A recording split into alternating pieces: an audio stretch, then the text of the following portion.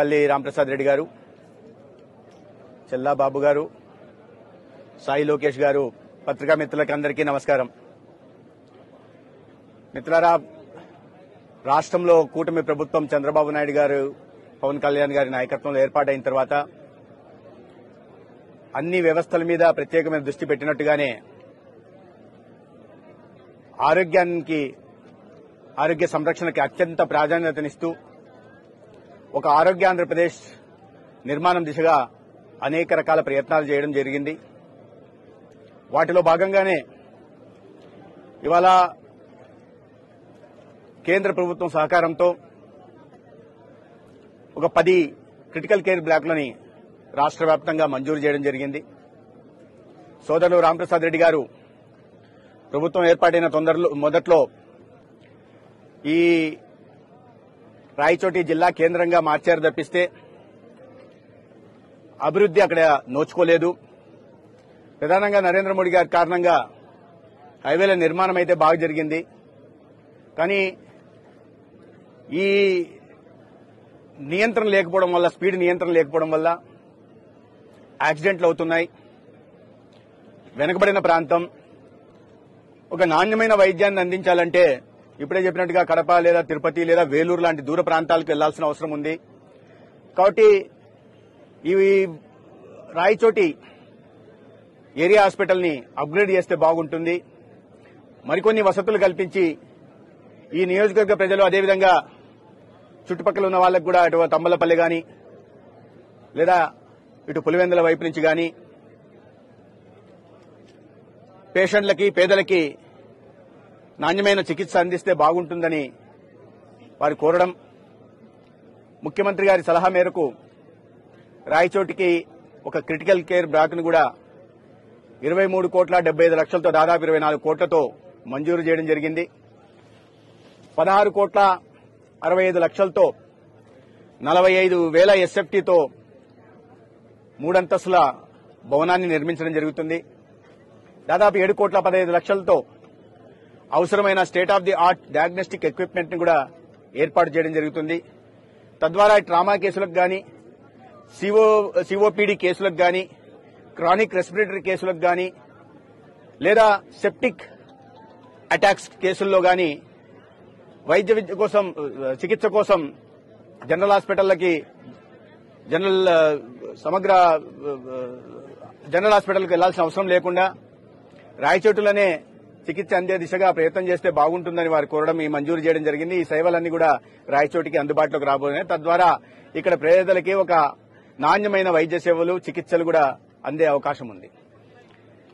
మొత్తం కేంద్ర ప్రభుత్వం గత 3 సంవత్సరాల్లో రాష్ట్రంలో గతంలో 14, ఇప్పుడు 10 వెరసి 24 క్రిటికల్ కేర్ బ్లాకులు మంజూరు చేస్తే గత ప్రభుత్వం మొత్తం 605 కోట్లు కేంద్రం మంజూరు చేసింది. అయితే రాష్ట్రం వాటా ఇవ్వడం కారణంగా ఒక్క క్రిటికల్ కేర్ బ్లాక్ కూడా ఇప్పటిదాకా పూర్తి కాలేదు. గతంలో మంజూరైన 14 కూడా నత్తనడక నడుస్తున్నాయి కానీ పూర్తి చేసే ప్రయత్నం చేయాల.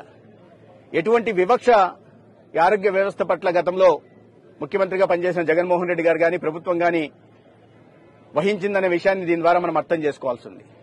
దాదాపు 240 కోట్లు రాష్ట్ర వాటాగా నిధులు ఇవ్వాల్సి ఉండగా 3 సంవత్సరాల్లో కేవలం 38 కోట్లు మాత్రమే ఇచ్చి చేతులు దులుపుకున్నారు. దాని కారణంగా ఎక్కడ వేసిన గొంగలు ఎక్కడే అన్నట్టుగా ఈ ఆసుపత్రి నిర్మాణం ముందుకు సాగలేదు. దానికి కావాల్సిన డయాగ్నోస్టిక్ ఎక్విప్మెంట్ సేకరణ కూడా ముందుకు సాగలేదు. కానీ కూటమి ప్రభుత్వం మొదట్లోనే ముఖ్యమంత్రి గారు సమీక్ష నిర్వహించి వీటన్నింటినీ పూర్తి చేయాలి, అదనంగా కూడా మళ్లీ కేంద్రం నుంచి కోరాలంటే అదనంగా 10 క్రిటికల్ కేర్ బ్లాకులు తీసుకొచ్చి గతంలో ఉంటున్న 14 క్రిటికల్ కేర్ బ్లాకులు కూడా పునాది స్థాయిలో నిలిచిపోతే వాటి మీద ప్రధానంగా దృష్టి పెట్టి రాష్ట్రం వాటాని ఇచ్చిన కారణంగా గతంలో మంజూరైన 14 క్రిటికల్ కేర్ బ్లాకులని ఈ నెల ఒక 6 క్రిటికల్ కేర్ బ్లాకుల్ని మొత్తానికి డిసెంబర్ లోపల మొత్తానికి 14 పూర్తి చేసి ప్రజలకు అందుబాటులోకి నాణ్యమైన వైద్య చికిత్సల్ని తీసుకురాబోతున్నాం. అదేవిధంగా ఇవాళ భూమి పూజ చేసిన క్రిటికల్ కేర్ బ్లాక్ ఏదైతే ఉందో వీటిని 10 నెలల్లో పూర్తి చేస్తాం.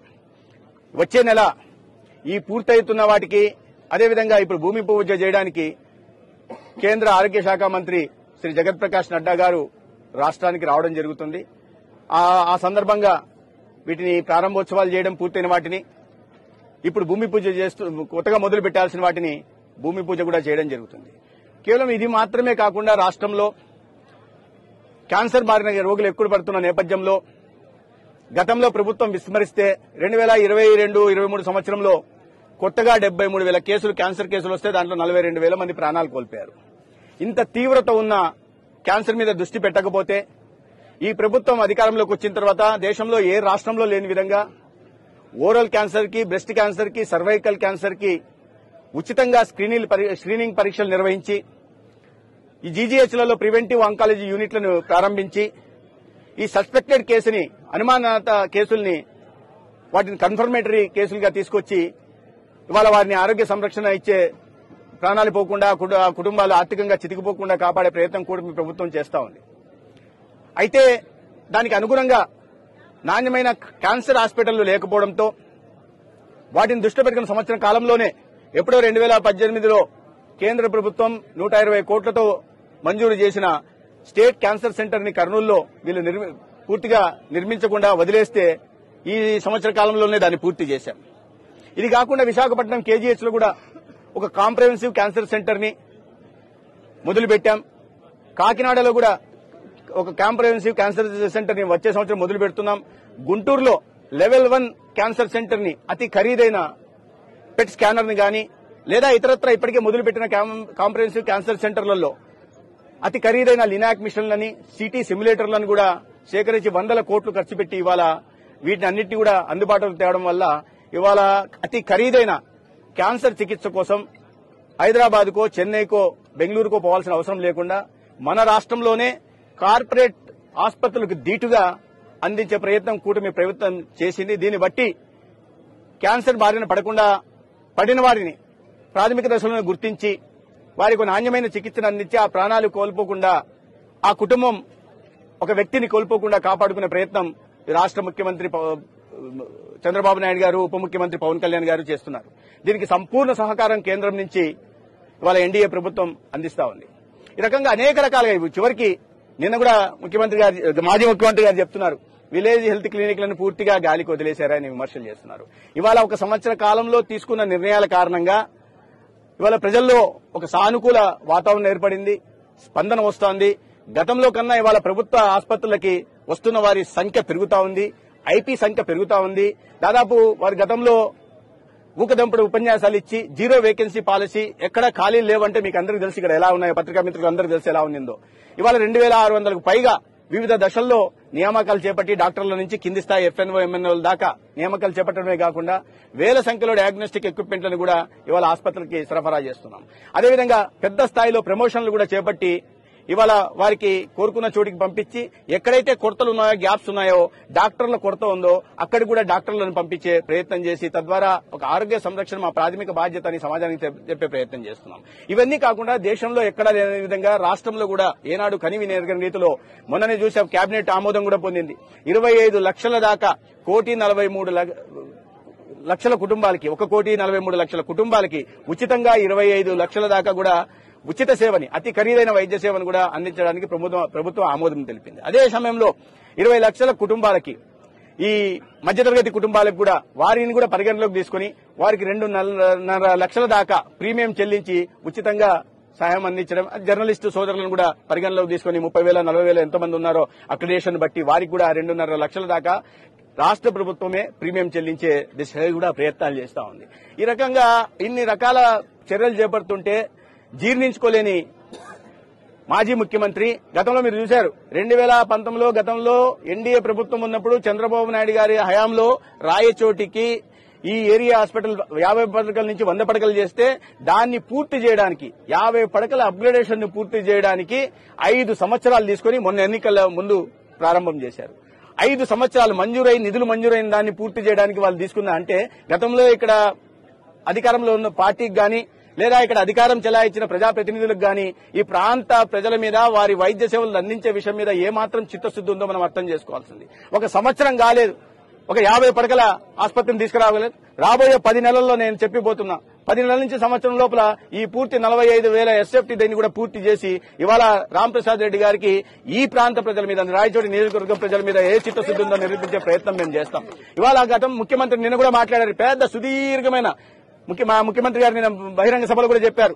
సత్యకుమార్ సవాల్ ఇసిరారు, దానికి సమాధానం చెప్పకుండా 4 గోడల మీద కూర్చొని మాట్లాడితే ప్రయోజనం ఏంటి, అసెంబ్లీకి రండి అని. అసెంబ్లీకి రండి, మీరు చెప్తున్న మీ వాదనలో పస ఉందని మీకు అనిపిస్తే, మీరు చెప్తున్న దాంట్లో సత్యమే ఉంటే మీరు అసెంబ్లీకి వస్తే అసెంబ్లీలో చర్చ పెడితే వాస్తవాలు తెలుస్తాయి. నేను 17 కళాశాలలు తెచ్చాను, 17 కళాశాలలు తెచ్చాను గతంలో రాలేదు అంటారు.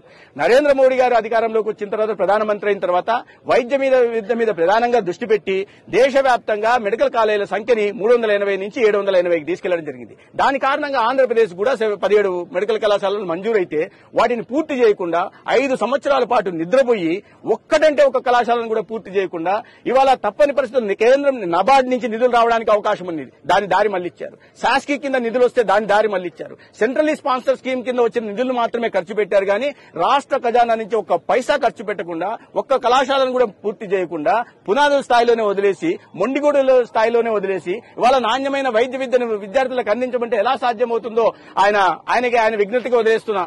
ఒక్క పులివెందుల తప్ప, పులివెందుల్లో మాత్రం దాదాపు 77 నుంచి 78% భవన నిర్మాణ కార్యక్రమం పూర్తి చేశారు. ఎక్విప్మెంట్లు పెట్టలా.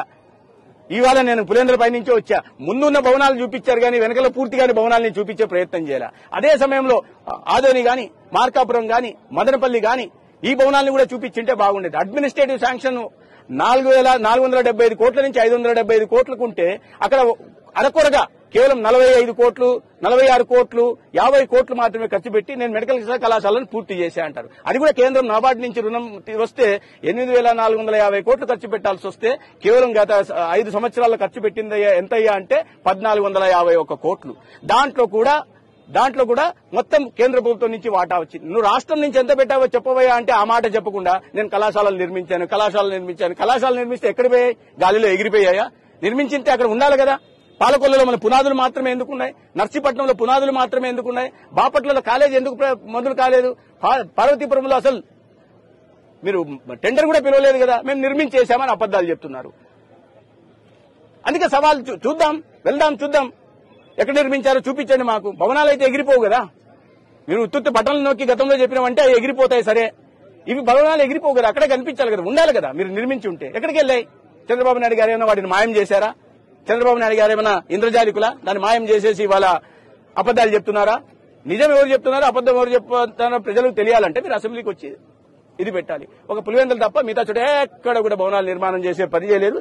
అందుకనే మేము ఇవాళ నాణ్యమైన వైద్య విద్యని ఎటువంటి విద్యార్థులకు ఇబ్బంది లేకుండా, వైద్య సేవల్ని పేదలకు ఇబ్బంది లేకుండా పీపీపీ మోడ్ లో యాజమాన్య హక్కులు ప్రభుత్వం దగ్గరే ఉంచుకుని ఫైనాన్స్ బిల్డ్ ఆపరేట్ ట్రాన్స్ఫర్ పేరుతో ప్రైవేట్ ప్లేయర్లకి 33 సంవత్సరాల పాటు లీజ్ పీరియడ్ ఇచ్చి దాంట్లో నాణ్యమైన భవన నిర్మాణాలు, మా నాణ్యతకు తగినట్టుగా భవన నిర్మాణాలు చేసి, మా నాణ్యతకు తగినట్టుగా వైద్య విద్యను బోధించి, మా నాణ్యతకు తగినట్టుగా ఫ్యాకల్టీని నియామకం చేసి, మా నాణ్యతకు తగినట్టుగా పేదలకు వైద్య చికిత్సలు అందించాలని ప్రామాణికంగా పెట్టాం. దాంట్లోనే టెండర్ డాక్యుమెంట్లు కూడా వివరాలన్నీ చెప్పెట్టడం జరిగింది. ఆయన ప్రైవేటుకు దారాదత్తం ఎక్కడ చేస్తున్నాం? యాజమాన్య హక్కులు ప్రభుత్వం దగ్గర ఉంటాయి. 33 సంవత్సరాల తర్వాత ఇంత పెద్ద ఎత్తున ఖర్చు పెట్టిన తర్వాత వాటిని అన్నింటినీ మళ్ళీ ప్రభుత్వం ఆధీనంలోకి వస్తుంది. ప్రైవేట్ అనేది ఎక్కడ ఉంటుంది? ఎవరైనా ఒక ఇల్లు బాడికిస్తే రాయచోటులో 2 ఏళ్లకు బాడికి ఇచ్చారనుకోండి, అది ప్రైవేట్ దారాదత్తం చేసినట్ట, ప్రైవేట్కి ఇచ్చేసినట్ట. 2 సంవత్సరాల తర్వాత మళ్ళీ యజమాని ఈయనే ఉంటాడు కదా, బాడికి కూడా వస్తుంది.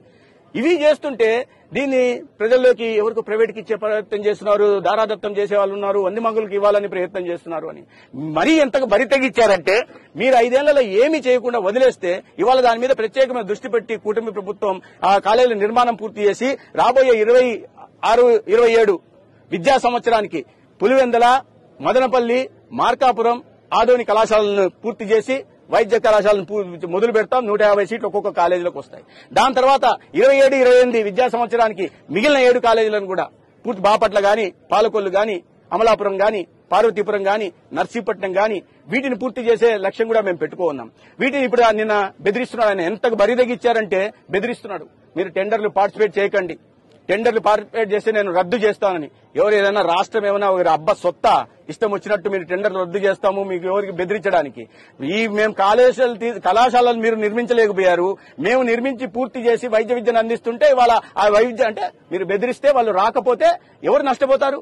ఈ రాష్ట్రంలోని వైద్య విద్యను అభ్యసించాలనే పేద విద్యార్థులకు కాదా నష్టం జరిగేది? ఈ రాష్ట్రంలో ఇంకా డాక్టర్ల కొరత చాలా స్థాయిలో ఉంది. రోగులకు సరైన చికిత్సలు అందడం లేదు. ఇంకా ఆ స్థాయిలో డాక్టర్లు లేకపోవడం వల్ల కొరత ఉంది. దానివల్ల పేదలకు నష్టం కాదా? నాణ్యమైన వైద్య చికిత్సలకు అంతరాయం కలగదా? ఆటంకం కలగదా? అంటే ఎవరిని బెదిరిస్తున్నారు? మీరు ఏం చేయాలనుకుంటున్నారు?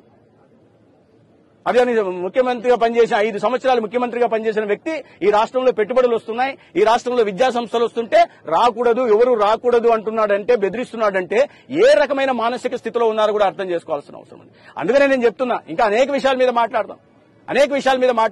ఈ ఆరోగ్యశ్రీ కింద, ఎన్టీఆర్ వైద్య సేవ కింద మేము ఇస్తున్న యూనివర్సల్ హెల్త్ పాలసీ మీద కూడా మాట్లాడదామంటే చర్చకు రండి. మీరు అసెంబ్లీకి రానని మీరు స్పష్టంగా చెప్తున్నారు. బయట ఎక్కడన్నా చర్చ పెట్టండి. అసెంబ్లీకి మీరు రాలేరు. మండలిలో మీ సభ్యులు ఉన్నారు కదా, అక్కడ చర్చ పెట్టండి. మీరు ఏదైతే ఫోటోలు నిన్న చూపించారో, వీడియోలు మీ 4 గోడల మధ్య చూసుకుని మీకు నచ్చిన పత్రికలను పిలుచుకొని చూపించుకున్నారో టీవీలను పెట్టి, అది అక్కడ కూడా పెట్టండి, చూద్దాం. వాస్తవాలు తెలియాలి, ప్రజలకు తెలియాల్సిన అవసరం ఉంది. మిత్రులారా, ఇటువంటి మానసిక స్థితి రాష్ట్రానికి పెట్టుబడులు రాకుండా వరల్డ్ బ్యాంక్ కి, ఐఎంఎఫ్లకి మెయిల్లు, ఉత్తరాలు రాస్తున్నారు. ఇవాళ మేము కళాశాలను పూర్తి చేసి నాణ్యమైన వైద్య విద్యను అందించాలని ప్రయత్నం చేస్తుంటే బెదిరిస్తున్నారు.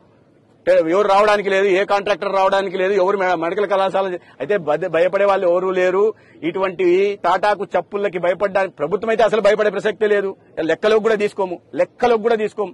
కానీ ప్రైవేట్ వాళ్ళు కూడా ఎవరు భయపడి, ఈ రోజు ఉదయం నుంచి నాకు ఇద్దరు, సార్ ఈ టెండర్లు ఎప్పుడు పిలుస్తున్నారు, మేము వచ్చి పార్టిసిపేట్ చేయాలి, ఇలా స్పందన ఉంటుంది. కాబట్టి ఈ సమాజం పట్ల చిత్తశుద్ది, విద్యార్థులకి నాణ్యమైన వైద్య విద్యను అందించాలని, పేదలకి నాణ్యమైన వైద్య చికిత్సలను అందించాలని, సమాజ హితం కోరుకునే వాళ్ళు, రాష్ట్ర అభివృద్ధి కోరుకునే వాళ్ళు ఈ కూటమి ప్రభుత్వం అండగా ఉంటున్నారు. అటువంటి ఇబ్బందులు ఏం లేవు. ఈ రాష్ట్రం ప్రజలు కోరుకున్న విధంగా ఒక నాణ్యమైన వైద్య విద్యని, నాణ్యమైన వైద్య సేవలను అందించి ఒక ఆరోగ్య ఆంధ్రప్రదేశ్